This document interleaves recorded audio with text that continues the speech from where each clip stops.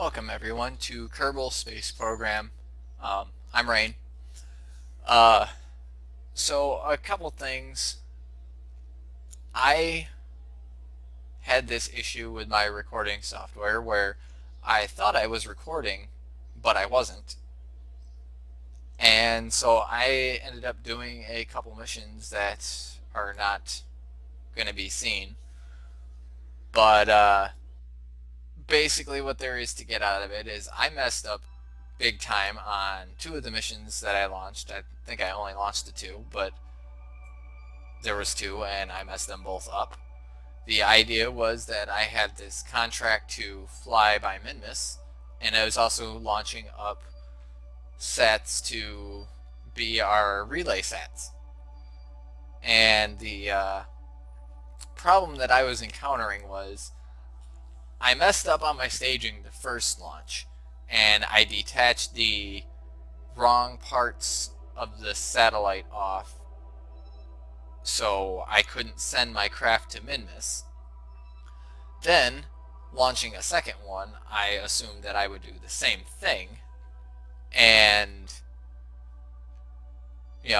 do the exact same launch and just correctly stage my rocket better, and it turns out I did the exact same thing.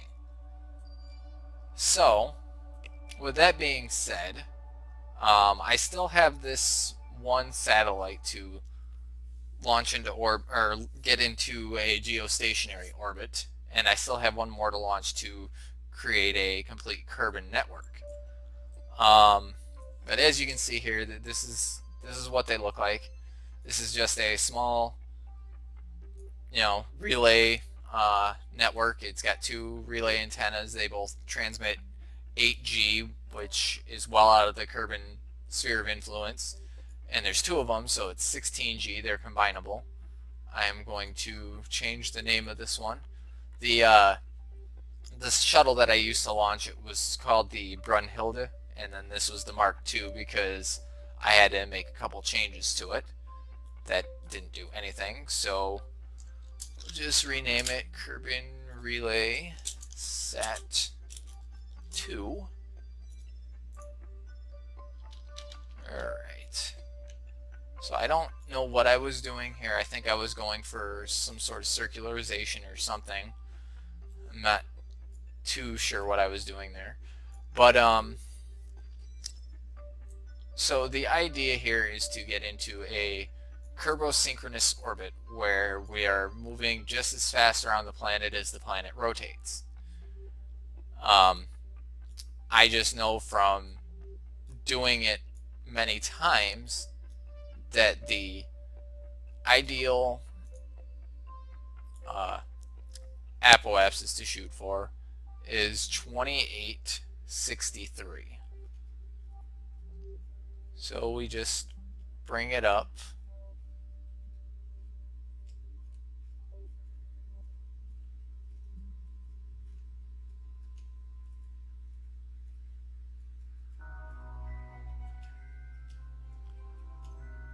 And that's essentially going to be where we need to be. So we just target ourselves there. Oops. Aim ourselves properly. And this will be a rather long burn. I'll most likely end up skipping through it in editing. But for now, let's do a small warp to get closer to our burn. Yet here we are again in post-commentary. It took me a minute to get to the burn area. I ended up overshooting it a little bit. And I just sped up through this process because with the low thrust to weight, this burn was, I think it was like a total of 4 or 5 minutes, but we got through it. And as you can see, we're almost there. Start slowing down, and good enough. So that'll essentially be where we get to. Add the maneuver and hit that to get it right at the apoapsis. And then just pull till it's circular, or as close to circular as you can get it. I actually passed it there. once again, we speed up through the boring parts. I'm just tweaking the node to get it how I want it. And then I go do my time warping to get close to the burn without going over the burn. And just complete the burn. It was a smaller burn than the first one, but it still took quite a bit. So as you can see, it's not perfect. We are going a little bit faster than the surface, but for the most part, this is going to stay right in place. We do have this one as well. This was the first one we launched up. It's a little different as far as the build. I don't know if you can see this. It's got a science bay on it. And this was also part of a contract, which is why it's in such a weird orbit that it's in right now. But, let's see, we're right there. The way that I like to set these up is you just set the target from the previous one, and you just expand out your periapsis, or apoapsis, sorry, until you have an encounter. And you look and see where your encounter's at. I want something that's a little bit closer. So you can see this is where I will be when this thing, or this is where this one will be when I'm over here. As you can see, they got a pretty well line of sight. I do want it to get a little bit closer still. Oops. Actually, that might work out. How much delta V is that? 118. How much fuel do I got?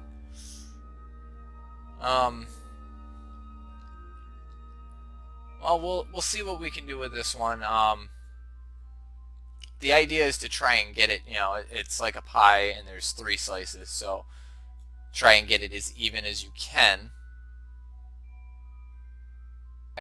So here I am just kind of tweaking and playing around with where I want to try and get a maneuver node set up to burn. It takes a little bit, but I eventually decide on one, and this is the burn.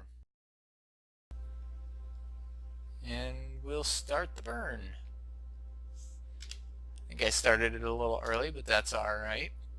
The idea here is that you just want to monitor it and try and get it at the exact angle that you need it at.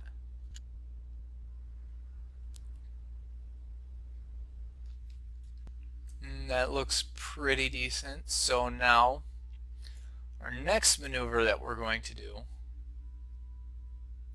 is going to be right along this line here, right where they meet.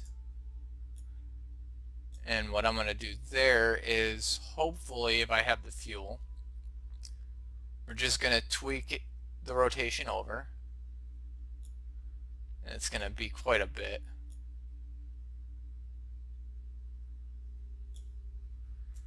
And we're basically just going to try and circularize it as best we can, to the best of our ability.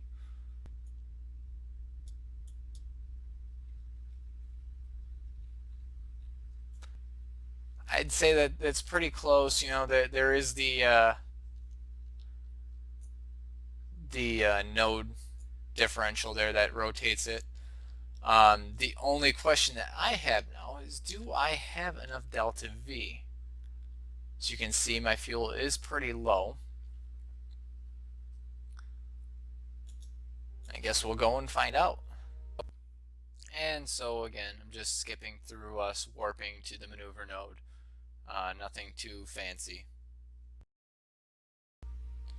And we'll just do our burn and hope for the best. As I said, I'm not sure if I have enough delta V for this, since I did a burn already with this. The ideal one would have been to raise my apoapsis at the periapsis and then raise the periapsis at the apoapsis, but that wouldn't have gotten me to the exact right spot for the one satellite. we're looking pretty good as far as the Delta V goes. We burned through about half our fuel, spent about half our fuel, and we're over halfway done with our burn. I don't think we're going to get it, but I think we're going to get close.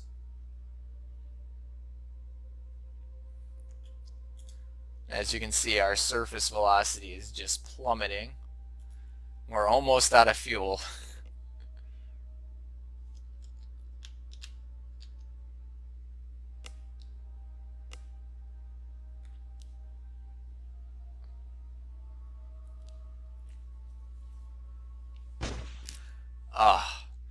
Well, that's what we ended up with. We're out of fuel. This is not an ideal one. It'll suit for a temporary one. Maybe later we can refuel it and adjust it or something, but you know, that's what we're left with. So here we have the Brunhilde Mark III. I grabbed another satellite contract, so I had to do a little bit of tweaking around with it. But let's get launching.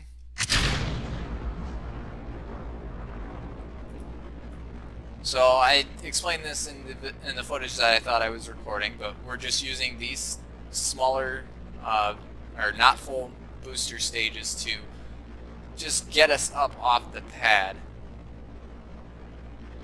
And they did work real well with the other ones. They're going to work fine with this one. I have parachutes attached to them for stage recovery. As you can see, those parachutes just launched it. So we'll start angling ourselves.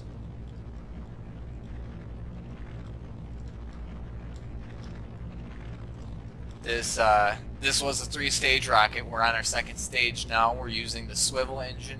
This will just give us extra gimbaling, and it's got enough thrust to weight to push us up out of the atmosphere. Or get us, you know, pretty close to most of the way up out of the atmosphere.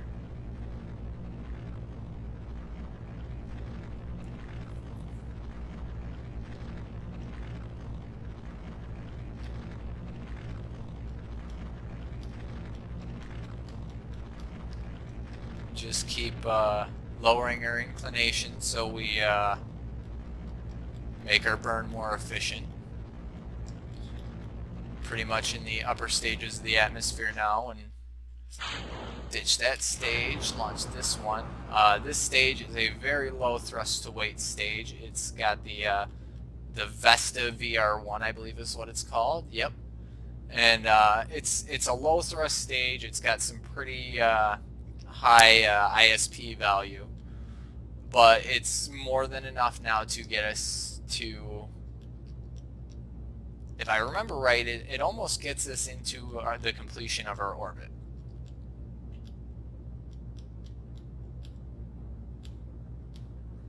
As you can see, we just lowered our angle pretty far.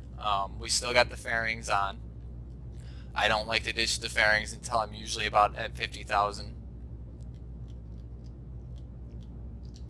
Just, you know, for the aerodynamic reasons. We're almost there.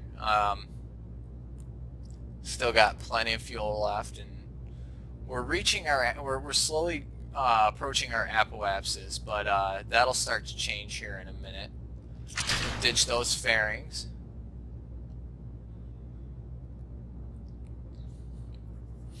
Our apoapsis is slowly rising. We're basically going to slowly get out of the atmosphere as we circularize. That's the plan anyways. We've actually started increasing our apoapsis. We're no longer catching up to it. It's pulling away from us. So we angle down a little bit.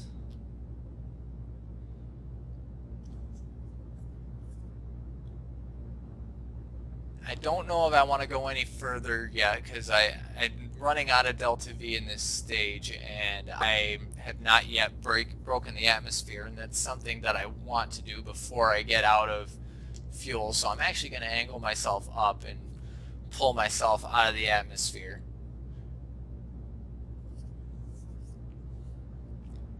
definitely want to give us a good amount of leeway. So we're out of the atmosphere now. I can flatten myself back out and just continue to circularize.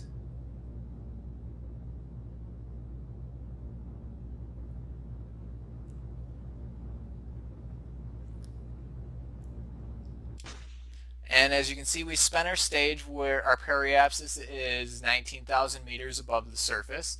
That's a really, really good burn, really efficient.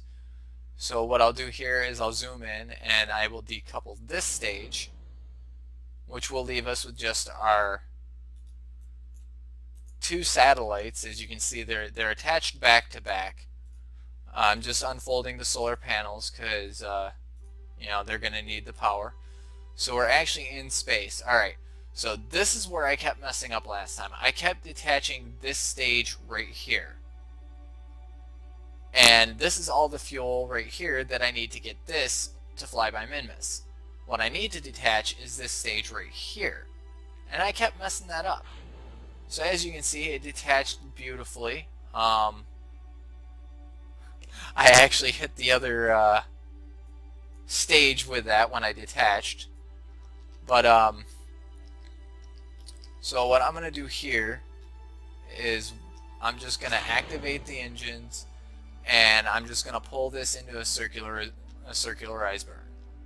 There's no need for it to get any further up. It's already in orbit.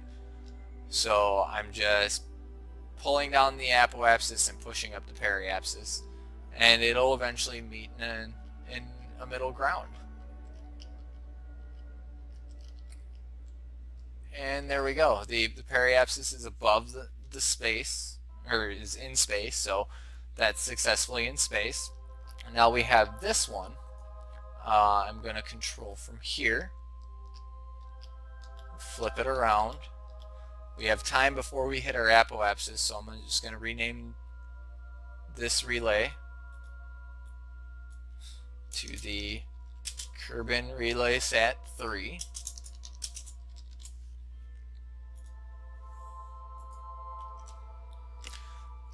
And what I'm going to do with this one is I'm actually going to set the maneuver node up.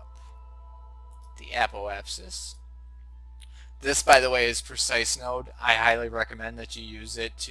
It's very useful for high tweaks, or low tweaks anyway, and things that are very delicate.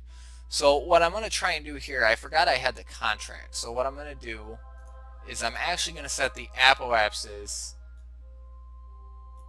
at the periapsis of this contract.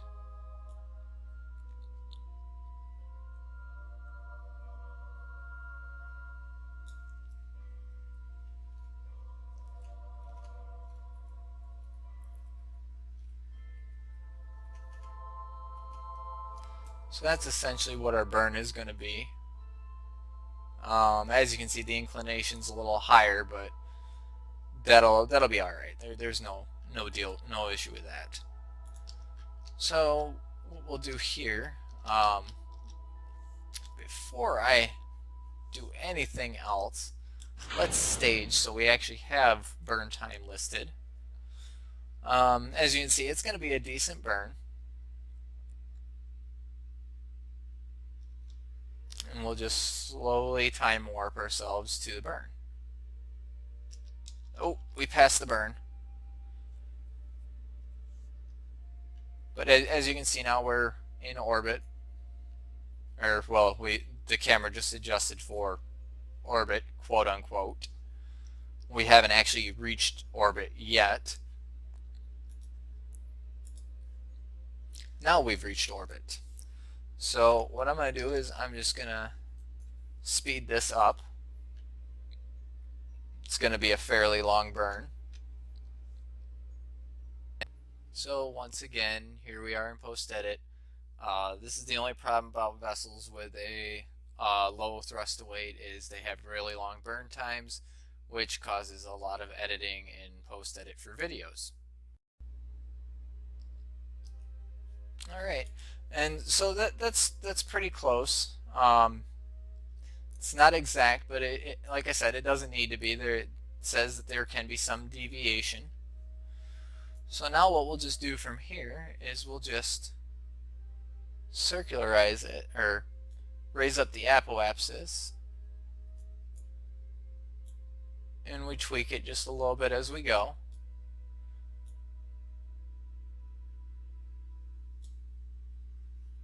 And it looks fairly decent.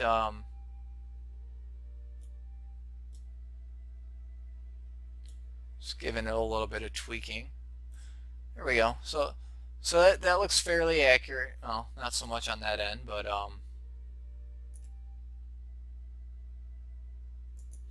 okay, so I got to lower the apoapsis a bit.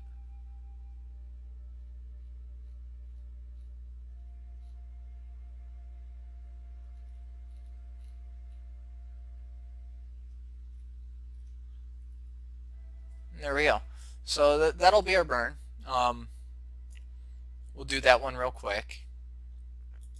So this time I decided to skip the maneuver node warping and just go directly to the burn, which is still sped up because it is still a long burn.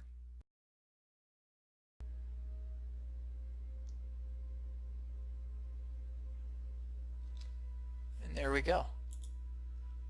And so now if we look at our mission, we just need to hold stability for 10 seconds. And there we go. We completed the mission, completed the contract. We got a lot of funds. And now I'm going to hold off on that, on doing anything more with that. What I'm actually going to do is we're going to jump to this one. And we're going to do a flyby of Minmus.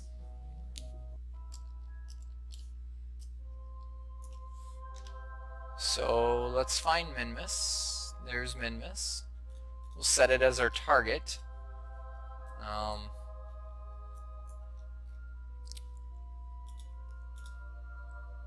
Looks like we might actually have a decent approach.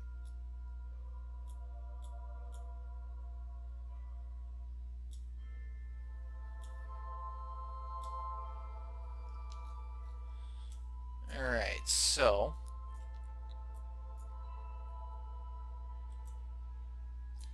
yeah, I mean that's realistically that's all we need. We don't need much. It looks like we just got ourselves a nice free return. Our periapsis will be pretty close to where we are now. So that looks like an optimal course. We'll just set it.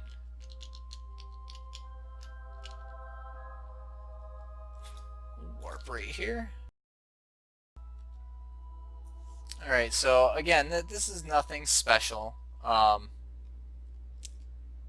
It's just a satellite. Let me extend the antenna because we're going to be going far. It's got the nice long-range antenna that'll help us keep in contact with Kerbin. It's got the parachute for the return. This whole stage here is going to return. Below it is a heat shield. There's a heat shield in there. It's a small heat shield, but it's better than nothing. I used this decoupler here just to hold the experiments, keep the experiments. This is known as universal storage.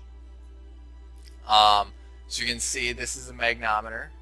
It opens right up. It looks beautiful, and it's the same process. I just love the way that it looks. And when it closes, it just closes right back up all nice and neat. This one is our science bay. As you can see, it's just a nice, neat little thing. It goes flush, nice and symmetrical. And then this one is, if I remember right, this is just an empty bay that I use to put in. You can put in whatever you want. And the main reason why I like using this is it's symmetrical. It's nice. It's neat. It makes it look more, realistic as a shuttle than the big bulky science thing that they got. The downside to having this is, for example, this science bay, even though it's the same thing, this piece costs almost 3 times as much as the one big bulky one. So that's something to consider, price factor versus aesthetics. And I choose the aesthetics, obviously. I'm not incredibly concerned with money. So as you can see, we're reaching close to the end of our burn. Oh, look, it looks like we're getting a mun encounter too. I didn't realize that. How is that going to work? Oh, shoot. Oh, the mun encounter is on the way back around. Well, that's interesting. So,